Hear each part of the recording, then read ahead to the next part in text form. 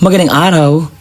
Noong nakarang araw po, tayo po ay nag-upload ng content patungkol po sa pension crediting schedule sa ating mga minamahal na SSS pensioners.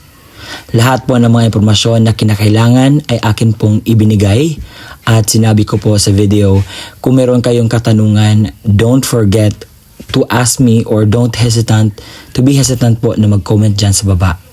At nakita ko itong comment na ito na siya ay nag-expect ng 3K na pension increase this 2026. And gusto ko po itong klaruhin ang comment na ito. And while I'm doing my research about this comment, marami akong nakikitang mga gumagawa nga ng content patungkol po sa 3,000 na dagdag pension patungkol po sa SSS na ibibigay daw ngayong 2026. Kaya naman, gumawa ako ng content para dito, hindi po para ilito kayo, kung hindi, ibigay ko po ang tama at mga impormasyon po na dapat ninyong makuha patungkol po sa video na ito. Heto nga po ang aking mga nakita. Sabi ni Pension News PH, sa wakas aprobado na, SSS pensioners makakakuha ng 3,000 na dagdag. So sa wakas daw, meron na daw dagdag pension ang ating mga minamahal na mga SSS pensioners. Totoo ba itong sinasabi niya? Hindi po. Fake news po ito. At ang channel na ito ay huwag niyo po itong i-follow.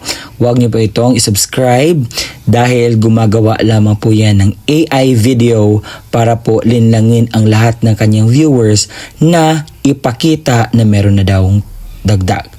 Sabi po dito sa senior guider, sabi niya na aprubahan na 3,000 dagdag SS pension 2026. Ito din po ay hindi totoo dahil ito po ay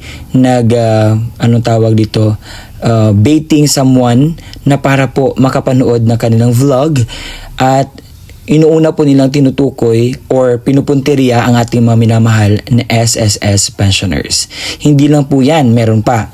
Sabi dito ng update sa SSS, nakakuha po siya ng 13,000 views in just 2 days po. Sabi po niya dito, simula Enero 2026, 3,000 na buwan ng taas ng SSS pension kumpirmado na at ginagamit pa ang picture o litrato ng ating presidente na si Bongbong Marcos. So ang tanong po, totoo ba itong sinasabi nila?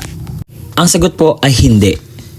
Hindi nga maibigay ang second tranche 1K pension increase, tapos ito pang 3,000, hindi po ito totoo. Wala pong katotohanan patungkol po sa sinasabi ng ibang vloggers.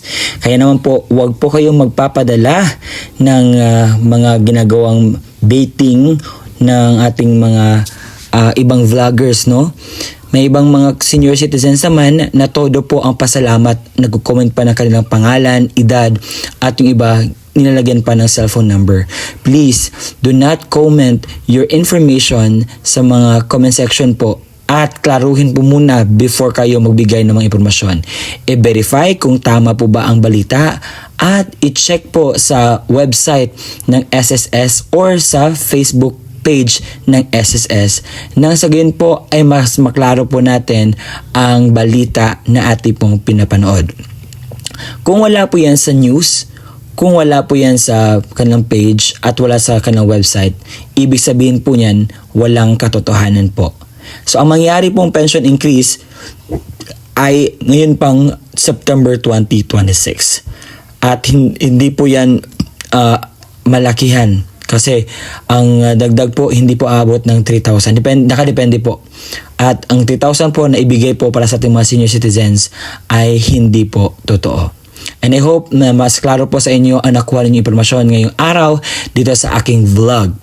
And I just want to cut it off sa mga gumagawa ng vlog. Please, para hindi po sila makapagpatuloy na makapagkalat ng mga maling impormasyon, please po, paki-block, paki-unsubscribe, and huwag nyo na po, paki-report po ng kanilang mga videos.